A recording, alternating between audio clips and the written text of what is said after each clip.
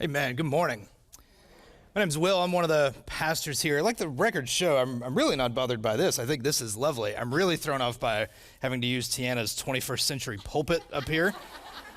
Where like the sort of, she's not that much younger than me, but the sort of things where when you look at that and new preachers come up and you're like, is this what the kids are doing these days? Like, I don't know. But it's not like my water is right here. I don't have to bend down. It's really nice. So if this comes out weird, I'm going to blame this architecture. So just know that. We've been walking through a series called Resurrection and Relationship. We've been asking questions about our most intimate and our most important relationships. What does the resurrection of Jesus Christ have to say to my most intimate relationships? What is the intersection between human sexuality and the grace of God? And I'm grateful. We're so grateful for this church and what God does in our midst and how God uses all different kinds of people and thought processes and different entry points and all kinds of things like that to bring us together. We joke about balloons on the ceiling. We really enjoy living in a constant state of good surprise. At the women's retreat, those folks who I've had the pleasure of just being a cheerleader for and got to serve breakfast with my kids over there yesterday, which was really fun. Those folks were praying for and hoping for 100 people. And to get 165 or so was an incredible blessing. Right now, my wife is upstairs. We started a Sunday school class for parents of young kids that has like 12 households have signed up for that, and they're upstairs right now. And so we're just continually grateful for the ways we try to listen to what God's doing in our midst and try to tap into that and ask good questions and create good opportunities for us to worship and do meaningful things and are blown away by the ways we see God show up in those places. And so thanks be to God for that. As we're continuing to talk about what we hope are meaningful things in this series, I want to start this morning with a bit of how we all got into this mess in the first place. Here's one you may have heard before. This is Genesis 3, starting in verse 1. Now the serpent, more crafty than any other wild animal that the Lord God had made. The serpent said to the woman, "Did God say, 'You shall not eat from any tree in the garden?' And the woman said to the serpent, 'Well, we may eat of the fruit of the trees in the garden, but God said, you shall not eat of the fruit of the tree in the middle of the garden, nor shall you touch it, or you will die.'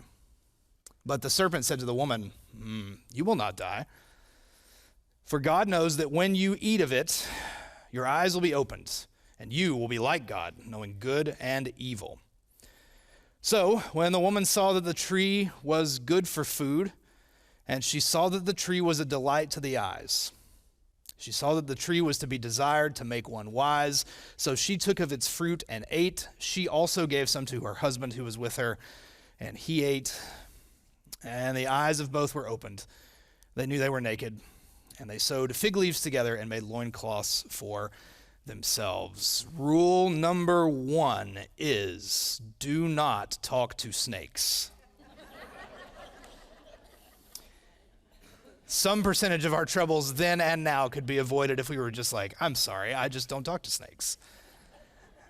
This story is at the heart of what happened in the Bible, but it's also at the heart of what happens, right? It's at the heart of what happens, not just to Adam and Eve, however many years ago, but it's what happens in our lives too. She eats of the fruit of the tree because she thinks it's good for food and a delight to the eyes. I really love how Robert Alter translates this. Robert Alter is a guy who spent years and years and years translating the Hebrew Bible, the Old Testament, by hand, and spent all of this time with it. And about the delight to the eyes bit, he calls that the fruit was lust to the eyes and lovely to look at. And I really like that interpretation of what's going on here. We spend a lot of time talking about that we want Jesus to be at the center. That it's not that Jesus is the most important thing in our lives and then everything else is not connected to that. It's that Jesus is at the center, so everything else in our lives, our marriages, our relationships, our sexuality, our finances, our professional lives, all of those things all find their proper place in their proximity to the one who is at the center of it all for us. What happened in this story is the same thing that happens to us, which is people are people. And what we are prone to do, what I am prone to do, is to scoot Jesus over a bit from the center and put me in there and put whatever is a delight to my own eyes, what I think will give me pleasure. If it's good for food, if she believes it's good for food, then she believes it won't hurt her. This thing won't hurt me. And if it's a delight to the eyes, it will give me pleasure, and whatever will give me pleasure, that must be what's best for me. And it's very easy, happened to them and it happens to us, for that to get in the center of our decision making. Whatever will give me pleasure, whatever's a delight to my own eyes. It's interesting, the serpent, why this lie, you know?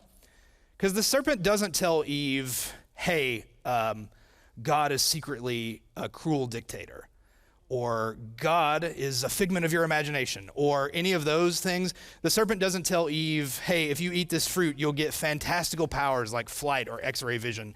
The serpent doesn't use big lies because big lies are easier to spot. It's the little stuff that happened, and it's the little stuff that happens. I'm on your side here. Have you ever considered or just thought maybe for a second that God might be holding out on you just a little bit? Have you ever considered that, you probably know what's best? And have you ever thought about that, hey, if it seems like the best thing for you and it seems like something that's going to give you pleasure, that's how all of my decisions should really be made. If it's good for food, it won't hurt me, and whatever is a delight to my own eyes, that must be what's best for me. And we've been tempted to live that lie ever since. And the pursuit of our own pleasure can also cause us to believe one lie can make it easier for us to believe the next lie, and the next lie, and the next lie. Putting the pursuit of our own pleasure in the center makes us more tempted to believe more lies about our bodies and who we are and our identity and all of these kinds of things. I think we are, when it comes to resurrection relationship and conversations about sexuality, we are more vulnerable here, no pun intended, because we're more naked here. These conversations deal with intimacy, they deal with our thoughts about ourselves, our thoughts about who we love, and we are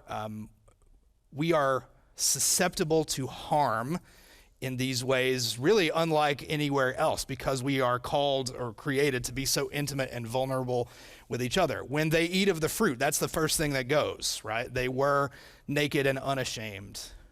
And the first consequence is that now they cover up and turn and hide. Let me say, I don't think anything that's happening here with Eve is uniquely feminine.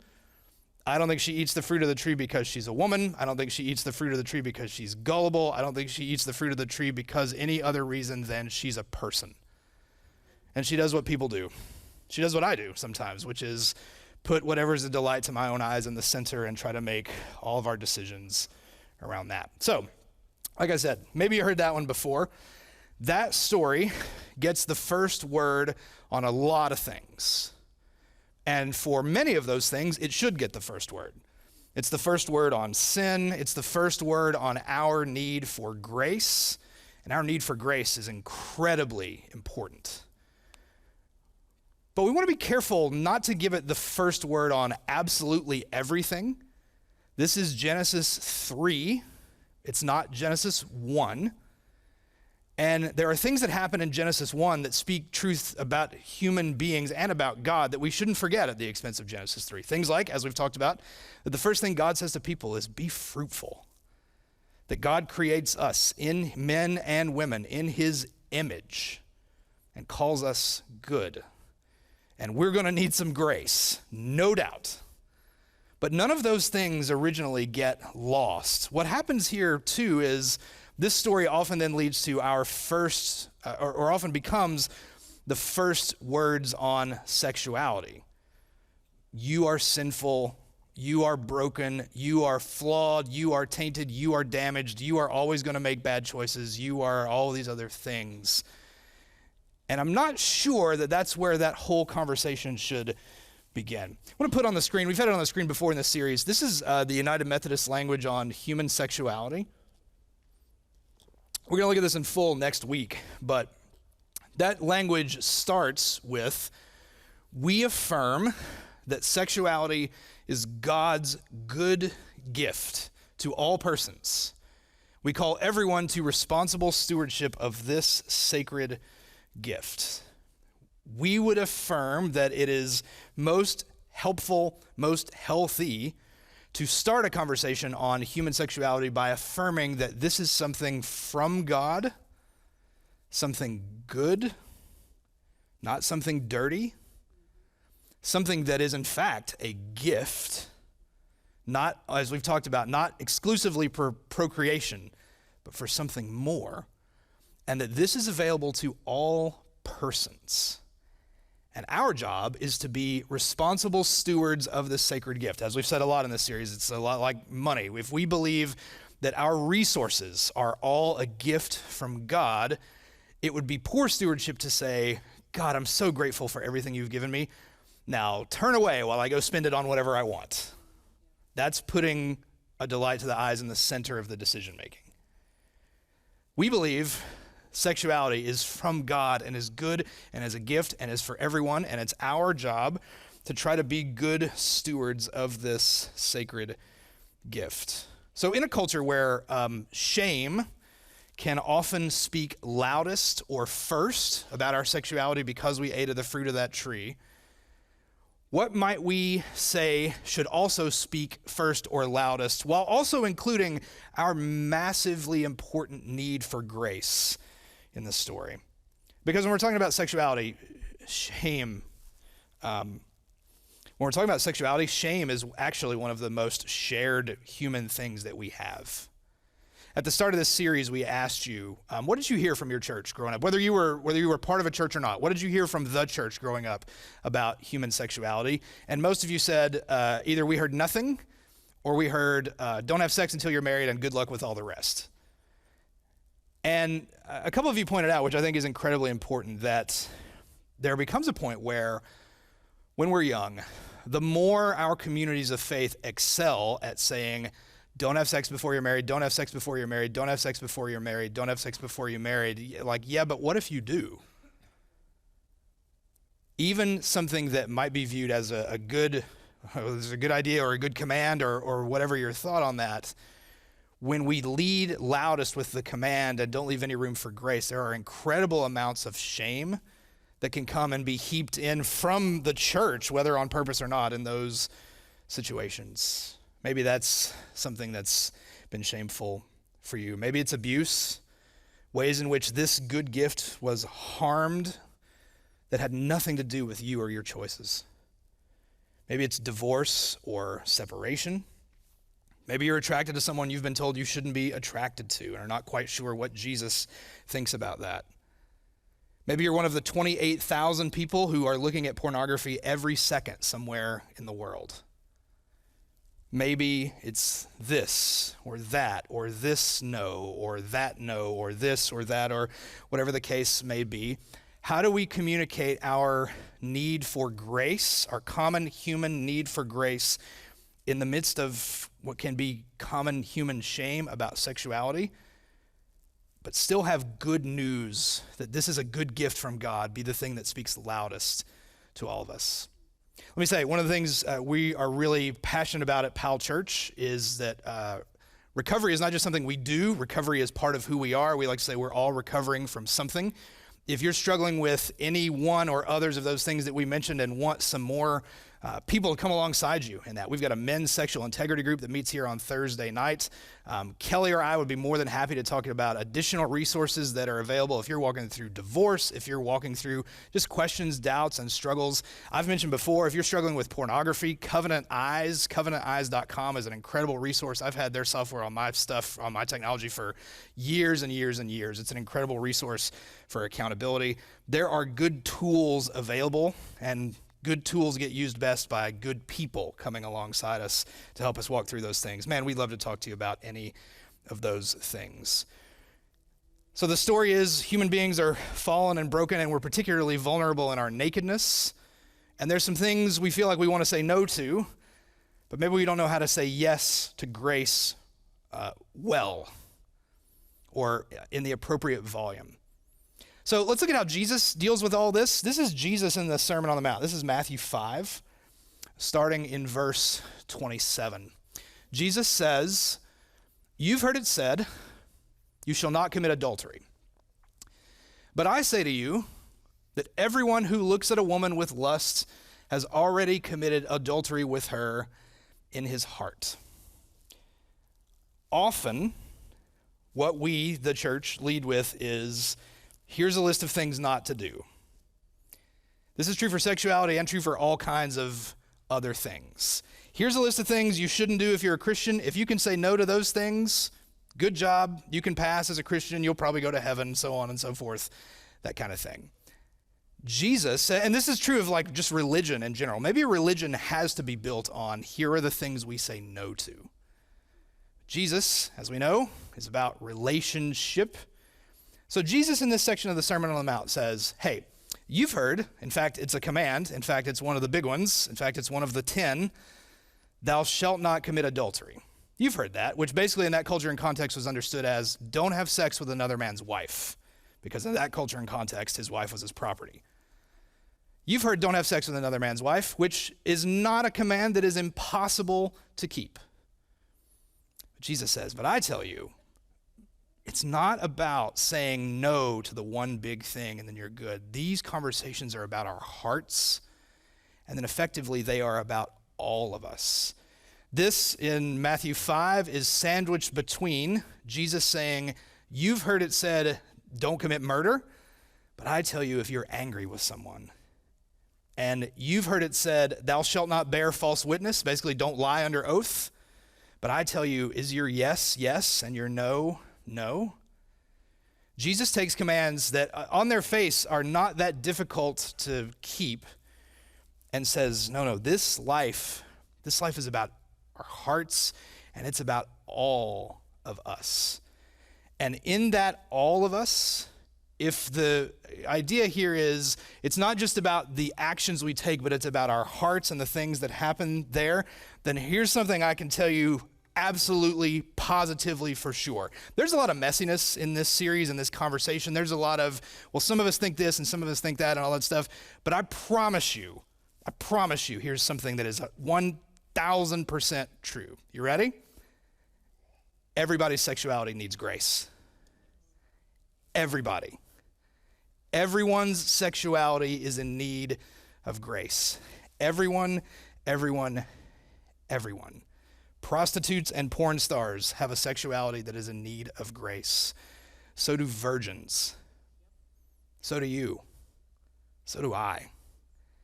If this is going to be about our hearts, and it's going to be, Jesus speaks of lust the way he speaks of anger and our temptation to not be 1,000% honest all the time.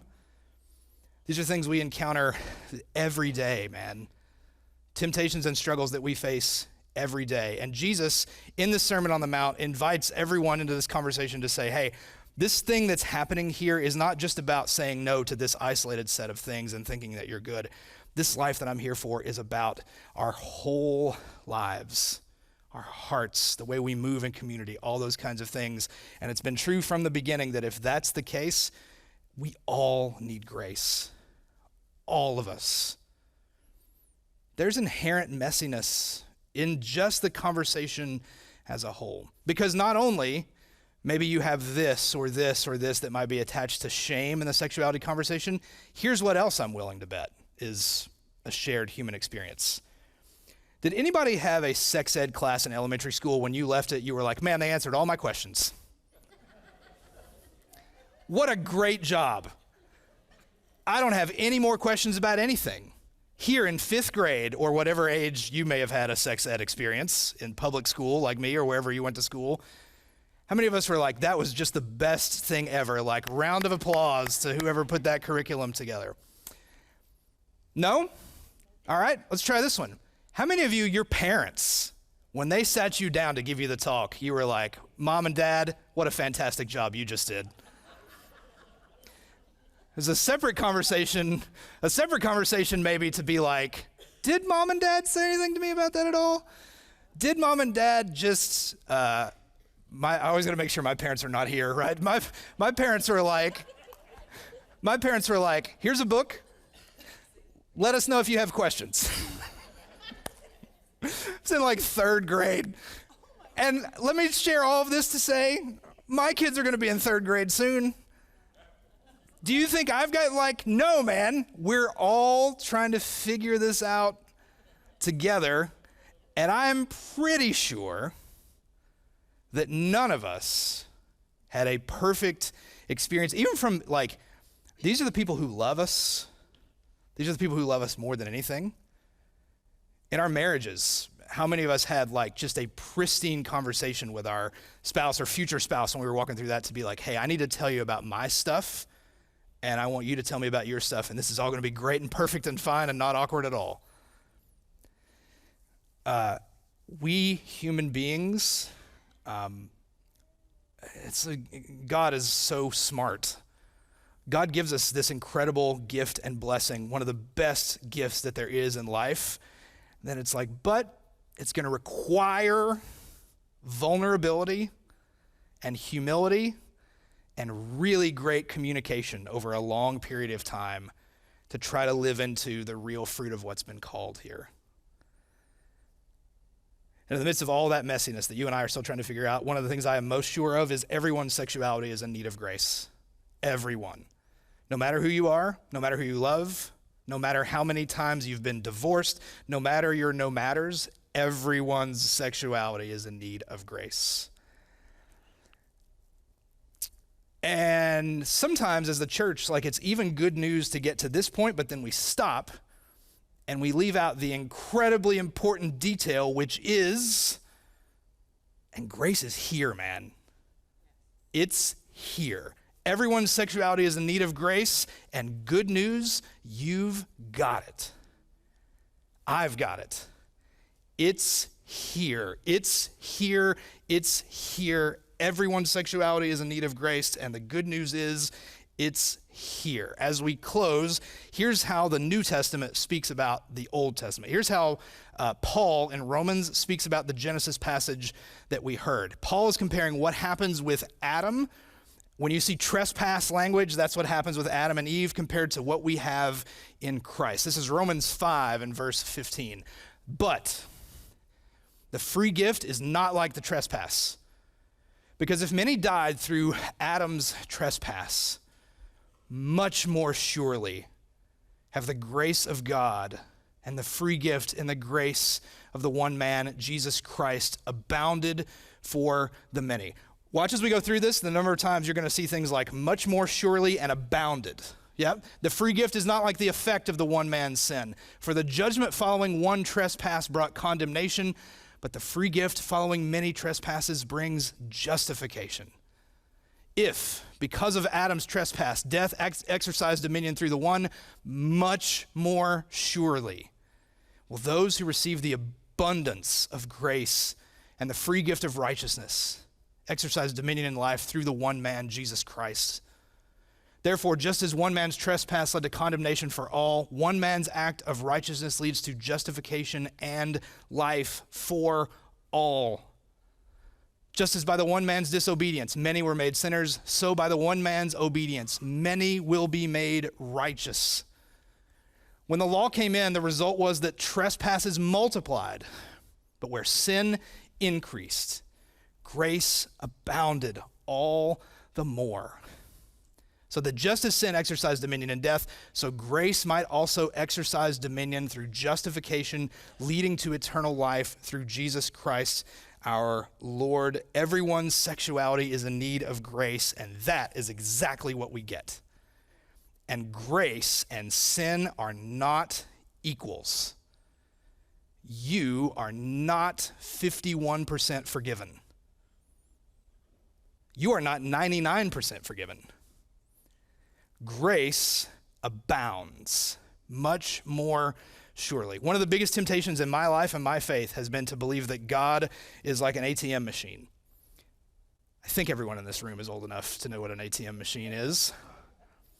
I'm going to go sometime and put in my card, and I'm going to type in the numbers, and God's going to be like, I'm so sorry. You are overdrawn. You have withdrawn too many times this month. You have made the same withdrawal too many times. Your balance is 0. Have a good day. That is not how it works. The free gift is not like the trespass.